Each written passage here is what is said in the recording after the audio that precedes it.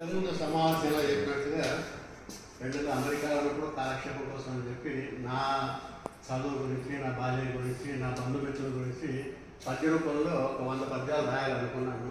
100 పద్యాలు తేదరికి పద్యాలు రాసుకున్నాను. పోయినసారి 6 పద్యాలు వినిపించాను. ఇప్పుడు కొన్ని నా చదువు గురించి, ఆ చదువులో వచ్చిన బ్రేక్, తెలంగాణ రిజిస్ట్రేషన్లో వచ్చిన బ్రేకు, నా యొక్క కొన్ని చెడు సహవాసాలు, దాని గురించి ఒక 5-6 పద్యాలు వినిపిస్తాను. చదువుకొన బడి చేర్చిరి చక్కగాను, బడికి పోనని సాగితి బంకలాగా, ఈడ్చుకొని పోయి నేనెంత ఏడ్చినాను, అటుల చేసిన బాగుకై అక్కనాడు. మాకై చెడిపోయింది. అప్పుడు సంచి లేదు, పుస్తకములు సర్దుకొనగా, స్కూల్ బ్యాగ్ లేదు, మండుటెండకు అరికాళ్ళు మాడుచుండ, పాదరక్షలు లేవులే పాదములకు, నాడు వాహనములే లేవు నడక తప్ప.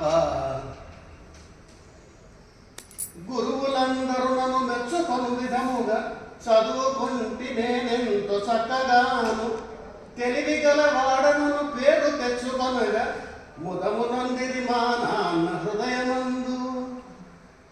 అప్పుడు తెలంగాణ రిజిస్ట్రేషన్ 8th క్లాస్లో ఉన్నప్పుడు, రాష్ట్ర సాధన పోరు కారణముగాను, రాష్ట్ర సాధన పోరు కారణముగాను, బడులకెళ్ళక ఉద్యమ బాట నడువ, బడులకెళ్ళక ఉద్యమ బాట నడువ, చక్కగా సాగిడి చదువు చతికిలబడే, నిరుపయోగమాయ పోరు నీరుగాచ.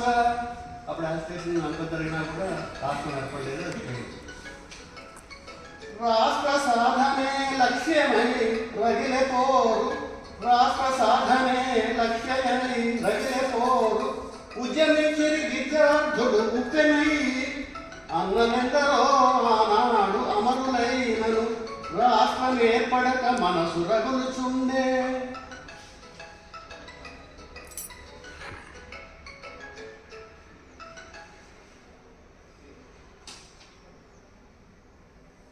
దాని తర్వాత అప్పుడు స్కూల్లో ఏంటంటే డబ్బులు కలెక్షన్ చేసుకుని ఇంకా చెడు అలవాట్లకి అప్పుడు ఆ యాసిషన్ టైం కూడా మొదలైంది. ధూమపానము మద్యము దురలవాట్ల బారిన పడి, చదువు పైన పట్టులేక తప్పితి గణితమున 10వ తరగతి ఇరుమారు, రాలేడు నాలోన మంచి మార్పు. అప్పుడు మా నాన్నగారు సంపాదించిన డబ్బు అవి నాకు బాగానే ఉండేది. అప్పుడు ఫ్రెండ్స్ చేరారు.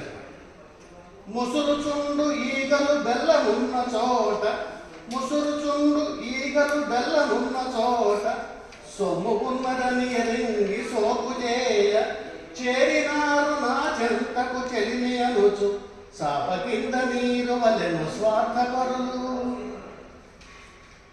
ఎవరు ఎంత తిట్టిన గాని, ఎవరు ఎంత తిట్టిన గాని, ఎగ్గు సిగ్గులేక వీధి రౌడీల వల విహరించ, శ్రద్ధగా చదవాల్సిన సమయమంత వ్యసనముల బారిన పడగ వ్యర్థమయ్యే.